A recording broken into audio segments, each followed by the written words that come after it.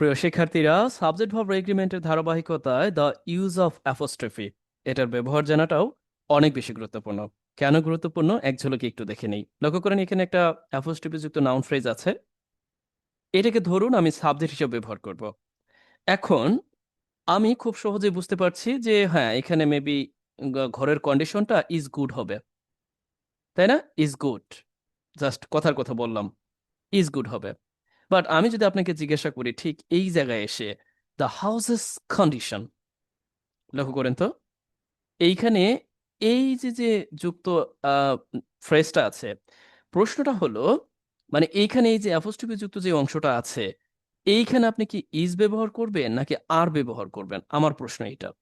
এখন আপনি কোন নাউন অনুযায়ী মূলত এই অক্সিলারি ভার্বটি ব্যবহার করবেন, এটা কি এটা অনুযায়ী ব্যবহার করবেন নাকি এটা অনুযায়ী ব্যবহার করবেন, এই দ্বিধাদ্বন্দ্বে আমরা পড়তেও পারি। দেখুন আমাদের লেখালেখিতে কেন যখন আমরা ব্রড সেন্সে লিখতে যাব তখন এই ব্যাপারগুলো আমাদের সামনে আসবে। প্রশ্নটা হলো আমরা ঠিক কোনটা অনুযায়ী লিখব। লক্ষ্য করুন আমি সিম্পলি অ্যাপোস্ট্রফি কিভাবে তৈরি করতে হয় সেই ব্যাপারটাও একটু ধারাবাহিকতা দেখার চেষ্টা করি। আচ্ছা, চলো আমরা এইখান থেকে দেখার চেষ্টা করি। Here we see. আমরা যদি সাধারণ অর্থে বলি ঘর, হাউস, যদি বলি ঘরটি, তখন আমরা বলছি দ্য হাউস। আর যদি আমরা বলি যে একটি ঘর, তাহলে আমরা বলবো আ হাউস।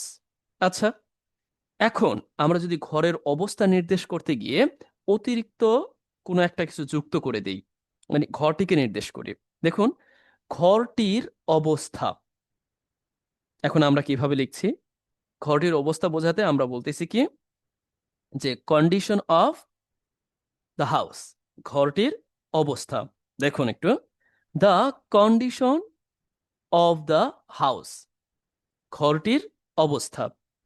আচ্ছা, এখন যদি বলি যে এইখানে কোন সাবজেক্ট অনুযায়ী মানে কোনটা অনুযায়ী আপনি ভার্ব ব্যবহার করবেন, তাহলে খুব সহজেই বুঝতে পারবেন। কেন? এই প্রিপোজিশনের পূর্বের অংশটা অনুযায়ী বসাই দিব। তার মানে এই কন্ডিশনটা হচ্ছে মূলত আমরা বলতে পারি কি সাবজেক্ট, তার মানে আমরা ব্যবহার করব কি ইজ। আচ্ছা, এটা করে দিলাম, ঠিক আছে। এখন প্রশ্নটা হলো এই যে যে নাউন ফ্রেজটি আছে এখানে আমরা তৈরি করলাম অ্যাপোস্ট্রফি যুক্ত করে, এইখানে ঠিক কোনটা অনুযায়ী আপনি ভার্ব ব্যবহার করবেন?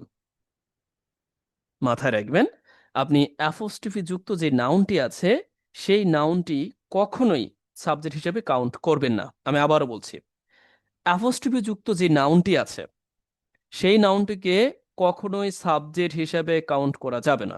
মূলত অ্যাপোস্ট্রফি যুক্ত নাউনটা কাকে রিফার করছে সেই হলো সাবজেক্ট। এখন আপনি যদি না বুঝতে পারেন তাহলে আপনাকে আমি পরামর্শ দিব আপনি অ্যাপোস্ট্রফি যুক্ত এই নাউনটাকে যদি পারেন এইভাবে ভেঙে ফেলেন। পূর্ববর্তী ভিডিওতে যেহেতু আমরা জেনেছি যে ঠিক এই রকম ভাবে প্রিপোজিশন যুক্ত অংশের পূর্বের যে নাউনটি আছে, প্রিপোজিশন যুক্ত ফ্রেজের পূর্বের নাউনটি অনুযায়ী সবসময় ভার্ব হয়, তার মানে এটাই হচ্ছে এখানে সাবজেক্ট। একই রকম ভাবে এই বিষয়টাই মূলত এইভাবে লেখা যায়, এই অফকে উইথড্র করে দিয়ে এরপরে অ্যাপোস্ট্রফি এস যুক্ত করে তারপরে এই অংশটা লিখে দিয়ে যাচ্ছে, এটাও বোঝাচ্ছে ঘরটির অবস্থা। এখন প্রেজেন্ট সেন্সে এটা বোঝা যায় মানে সিম্পল ভাবে জাস্ট সিঙ্গুলার সেন্সে এটা বোঝা যাচ্ছে, বাট প্লুরাল ক্ষেত্রে একটু ঝামেলাও তৈরি করে বটে। কিভাবে দেখুন তো, আমি ঠিক এইখানে দেখাচ্ছি। দেখুন এইটার অবস্থা দ্য কন্ডিশন অফ হাউসেস, তার মানে এখানে বোঝাচ্ছে আবার কি জানেন, ঘরগুলোর অবস্থা। এখন আমরা এক কাজ করতে পারি, এখানে নির্দিষ্ট করে দা যুক্ত করে দিলাম ঘরগুলোর অবস্থা। আচ্ছা, যেহেতু অ্যাপোস্ট্রফি যুক্ত করে এটা লেখা যাচ্ছে, তার মানে আপনি এটিকে কি করতে পারবেন, ঠিক এইভাবেও করে দিতে পারবেন, কারণ আমি তো বলেছি এইভাবে লেখা যায়, তার মানে অ্যাপোস্ট্রফি যুক্ত করে। এখন কোনো একটি প্লুরাল নাউনের সাথে যদি আপনি অ্যাপোস্ট্রফি যুক্ত করেন তখন কিন্তু সেই অ্যাপোস্ট্রফিটা এস এর পরে আসবে।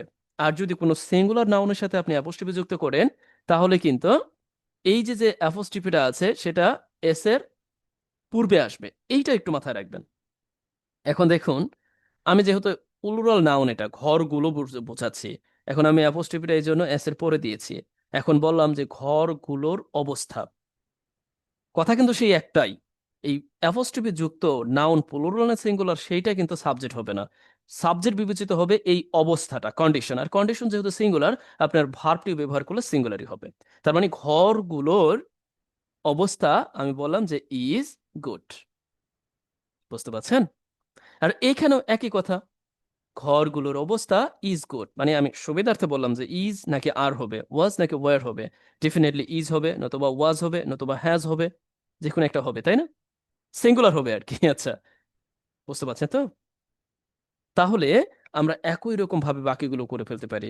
গার্লস স্কুল, তার মানে এই যে গার্লস এরপরে অ্যাপোস্ট্রফি যুক্ত হয়েছে এস, যে গার্লস মানে মেয়েদের স্কুল।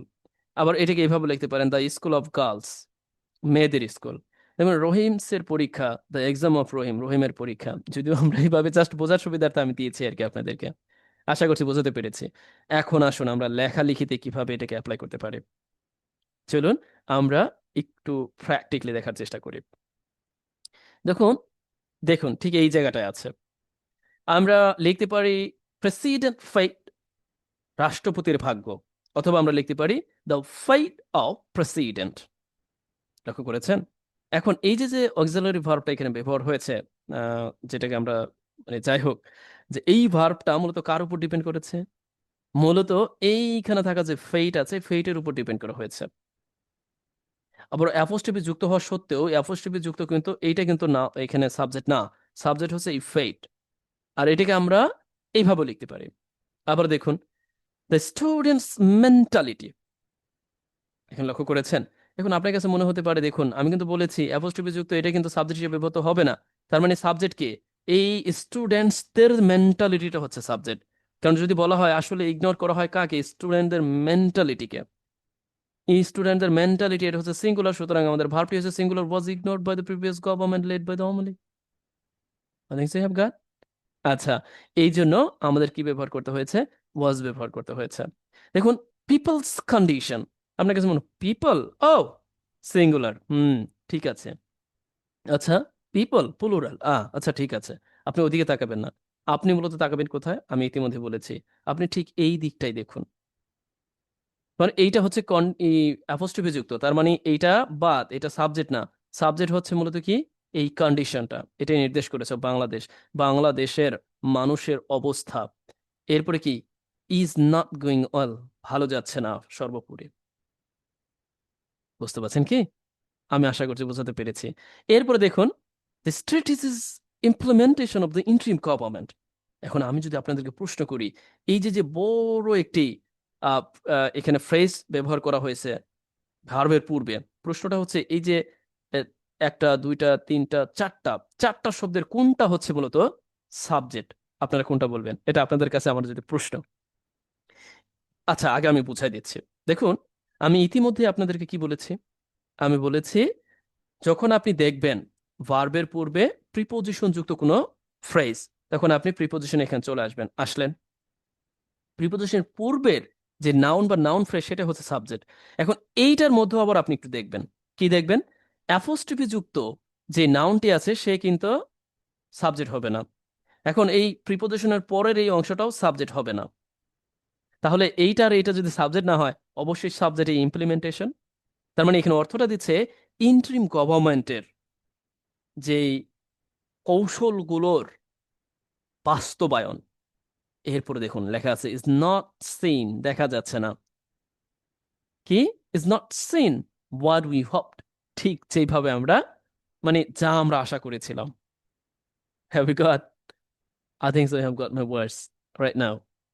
এখন এই যে 134 নাম্বার, এটা হচ্ছে আপনার কাজ। The interim government's strategies of Bangladesh, এটা তো বুঝেই ফেলেছেন ইতিমধ্যে, কারণ আমরা দেখতেই পাচ্ছি যে অ্যাপোস্ট্রফি যুক্ত এই হচ্ছে অংশটা, এটা আপনাদের কি হবে না? সাবজেক্ট হবে না। স্ট্র্যাটেজিস এখানে সাবজেক্ট, যেহেতু এটা প্লুরাল, ভার্বটি হচ্ছে প্লুরাল। এখানে তো বোঝানোর কিছু নাই, ইতিমধ্যে বুঝেই ফেলেছেন।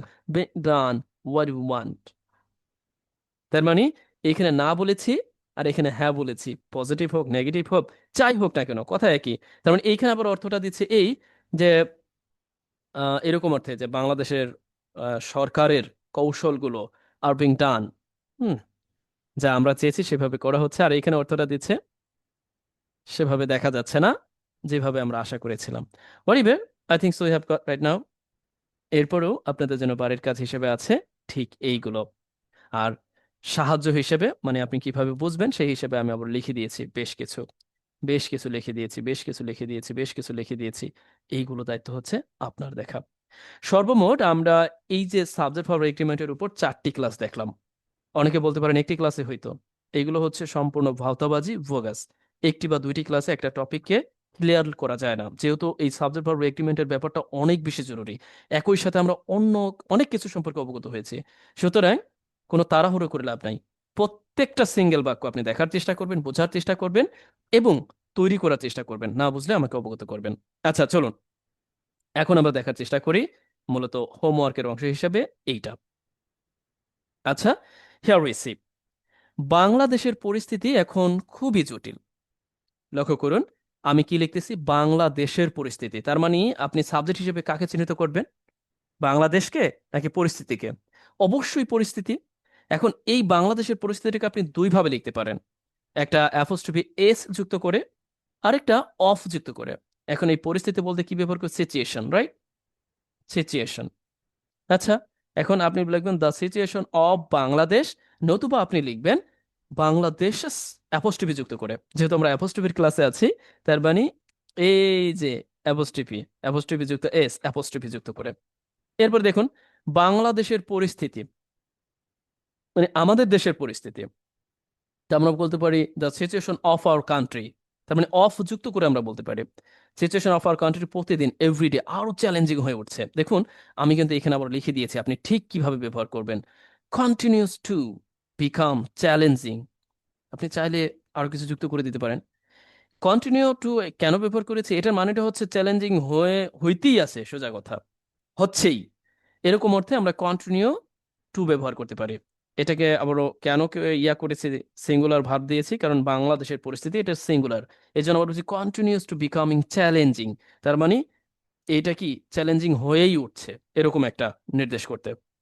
বা আপনি এখানে একটু যুক্ত করে দিতে পারেন মো চ্যালেঞ্জিং, বিকাম মো চ্যালেঞ্জিং, হইতেই আছে। দেন উই সি, দেশের রাজনৈতিক পরিস্থিতি এখন গুরুতর উদ্বেগের বিষয়। দেখুন আমি কেন বারবার এই ব্যাপারগুলোকে ইয়া করেছে, টার্গেট করেছে, এটার মূল কারণ হচ্ছে অ্যাপোস্ট্রফি ব্যবহারটা ভালোভাবে জানা। দেশের রাজনৈতিক পরিস্থিতি আপনি অফ যুক্ত করেও করতে পারেন ঠিক এইরকম ভাবে আমি যে আপনাদেরকে দেখাইলাম। আপনি চাইলে এইভাবেও করতে পারেন, আবার অফ যুক্ত করে এইভাবে করতে পারেন। তার মানে অ্যাপোস্ট্রফি যুক্ত করেও করতে পারেন, অথবা প্রিপোজিশন যুক্ত করে নাউন ফ্রেজও তৈরি করতে পারেন। দুইভাবে আপনি করতে পারবেন। তার মানে এখন আমরা কি দিব এখানে, এক্স্যাক্টলি আমরা দিব যে দেখুন এখানে পরিস্থিতি এখন গুরুতর উদ্বেগের ব্যাপার। তার মানে এখন লিখলাম যে ইজ সিভিয়ারলি অ্যালার্মিং ইস্যু। এখন এখানে লিখে দিয়েছি উদ্বেগের বিষয় হয়ে দাঁড়িয়েছে। দাঁড়িয়েছে এর ইংরেজিটা কিন্তু সত্যিকার অর্থে কি হবে, বিকাম হবে। আবার বলছি কি দিবেন, বিকাম। এবং আপনি এটা দিবেন কি, হ্যাজ বিকাম। হ্যাজ বিকাম দাঁড়িয়েছে, কি হিসেবে দাঁড়িয়েছে, সিভিয়ারলি অ্যালার্মিং ইস্যু। এটাকে বারবার বলার চেষ্টা করবেন, মানে একটি গুরুতর উদ্বেগের বিষয় হয়ে দাঁড়িয়েছে। এখন কেউ কেউ বলতে পারেন এটা কিভাবে তৈরি হলো, এটা তৈরি হওয়ার ক্লাস আমরা পরে পাবো, এখনই না, তাড়াহুড়ো করে লাভ নাই। আচ্ছা, আপাতত আপনি একটু লেখার চেষ্টা করুন। এরপর বাংলাদেশের রাজনৈতিক পরিস্থিতি প্রতিদিন পরিবর্তিত হচ্ছে, জাস্ট পরিবর্তিত হচ্ছে কি, ইজ চেঞ্জিং, আপনি দিয়ে দিবেন। এরপর এই যে যে পুরো ব্যাপারটা, এই ব্যাপারটাকে নির্দেশ করার জন্য হুইস এখানে আমি দিয়ে দিয়েছি আপনার সাহায্যের জন্য। এই হুইস যুক্ত ক্লাস আমরা সামনে পাবো এজ এ অ্যাডজেক্টিভ ক্লোজ হিসেবে, এজ এ ইয়া হিসেবে, রাইট, সেন্টেন্স হিসেবে আর ক্লোজ হিসেবে সবার দৈনন্দিন জীবনে প্রভাব ফেলছে। প্রভাব ফেলার ইংরেজিটা কি আমরা জানি, প্রভাব ফেলার ইংরেজি আমরা বলতে পারি এফেক্ট, প্রভাব ফেলছে। দেখুন নেতারা সমাধান খুঁজে পাওয়ার চেষ্টা করছে, করছে কি মোটেই না। যাই হোক পরিবার আমরা বলে দিই যে ট্রাইং, বাট, তবে নির্দেশ করতে বাট, বিশ্ব নেতাদের দৃষ্টিভঙ্গি, লিডার্স ভিউ, কাদের, ও দেশের নেতাদের, তার মানে আমাদের দেশের নেতাদের এখনো অনিশ্চিত। এখনো বলতে আমরা কি, স্টিল। এটা কিন্তু আমি জাস্ট আপনাদের বাড়ির কাজ দিচ্ছি, বাড়ির কাজ করে আমাদের গ্রুপে জমা দিবেন। স্টিল অনিশ্চিত, অনিশ্চিত কি, আনসার্টেইন। অথবা আপনি এটাকে আরেকভাবে লিখতে পারেন, এখন অনিশ্চিতকে আপনি চাইলে এইভাবে লিখতে পারেন যে রিমেইন, তারপরে এরপরে আনসার্টেইন, অনিশ্চিত, রিমেইন আনসার্টেইন। আচ্ছা, সবাই আশা করছে, ইয়া এভরিওয়ান হ্যাপস ফরওয়ার্ড, সরকারের পরিকল্পনা দেশের ভবিষ্যৎকে উন্নত করবে। আচ্ছা, এখন এটা আপনারা লিখে দিবেন, এই সবগুলো আপনাদের বাড়ির কাজ, সবাই করে গ্রুপে জমা দিবেন। যেন যেখানে প্রশ্ন থাকবে আপনারা কি করবেন, এই বাড়ির কাজের এই নাম্বারটা লিখবেন, এবং ক্লাস নাম্বারটা লিখবেন এবং এই নাম্বারটা বলবেন। সাবজেক্ট ফর এগ্রিমেন্টের উপরে এই যে 141টা সেন্টেন্স, একই সাথে কয়েকটি প্যাসেজ, একই সাথে কয়েকটি রাইটিং এবং যতগুলো গ্রামাটিক্যাল স্ট্রাকচার ও ফাংশন আছে সবগুলোর উপর আপনি পুঙ্খানুপুঙ্খরূপে চোখ বোলানোর চেষ্টা করবেন, বোঝার চেষ্টা করবেন, এগুলোকে প্র্যাকটিক্যালি ব্যবহারের চেষ্টা করবেন। ইনশাল্লাহ আপনি ভালো করবেন বলেই আমি আশাবাদী, এবং আপনার এই যাত্রা অনেকাংশেই সহজ ও সাবলীল হবে ইনশাআল্লাহ।